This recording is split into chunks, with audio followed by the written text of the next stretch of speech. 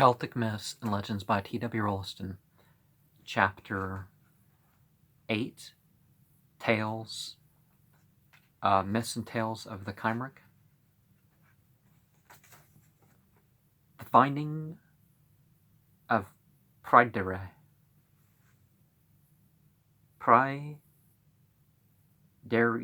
Okay.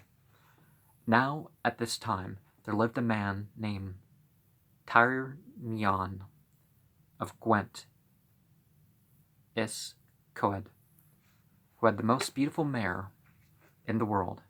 But there was this misfortune attending her, that although she found on the night of every 1st of May, probably the cross-quarter night a little bit later into May, none ever knew what became of the colts.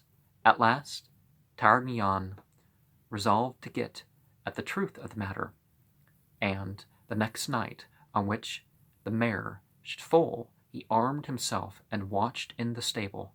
So the mare foaled, and the colt stood up, and Tyrnion was admiring its size and beauty, when a great noise was heard outside, and a long clawed arm came through the window of the stable and laid hold of the colt. Tyrnion immediately smote at the arm with his sword and severed it at the elbow, so that it fell inside with the colt, and a great wailing and tumult was heard outside. He rushed out, leaving the door open behind him, but could see nothing because of the darkness of the night, and he followed the noise a little way. Then he came back, and behold, at the door he found an infant in swaddling clothes, and wrapped it up in a mantle of satin. He took up the child, and brought it to where his wife lay sleeping. She had no children, and she loved the child when she saw it, and the next day pretended to be her woman, that she had borne it as her own, and they called it its name Gree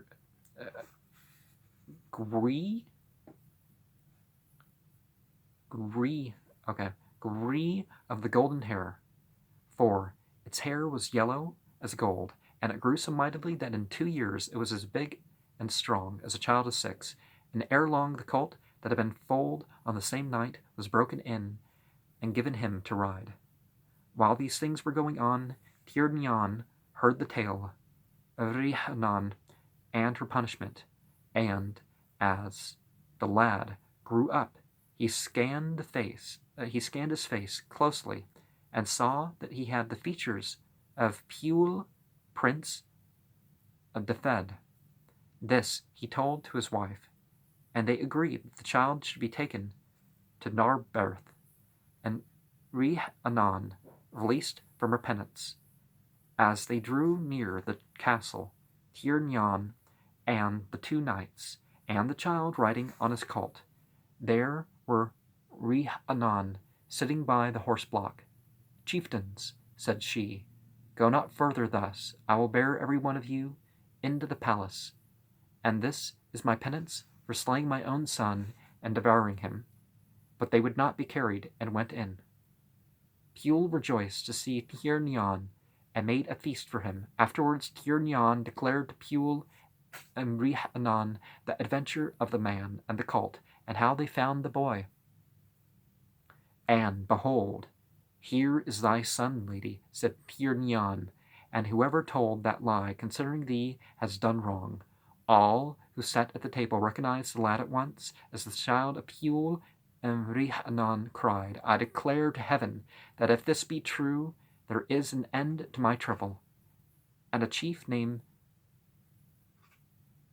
Pryderi said, "Well hast thou named thy son Pryderi, trouble, and well becomes him the name of Pryderi."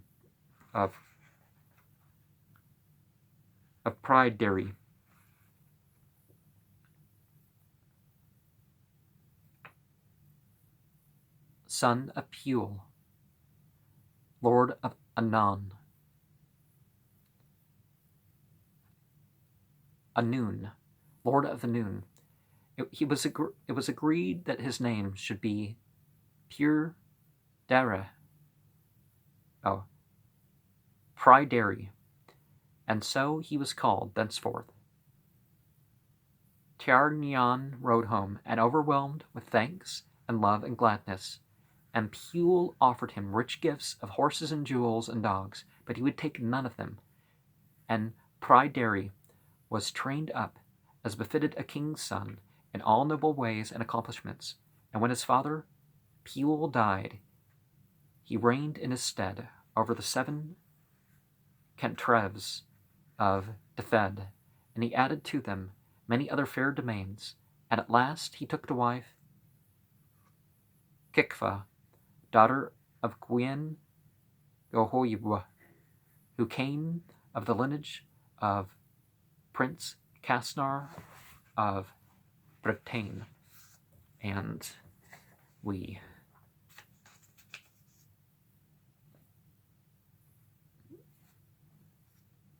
But how many innocent people have, without proof, been trapped in a punishment for what they have not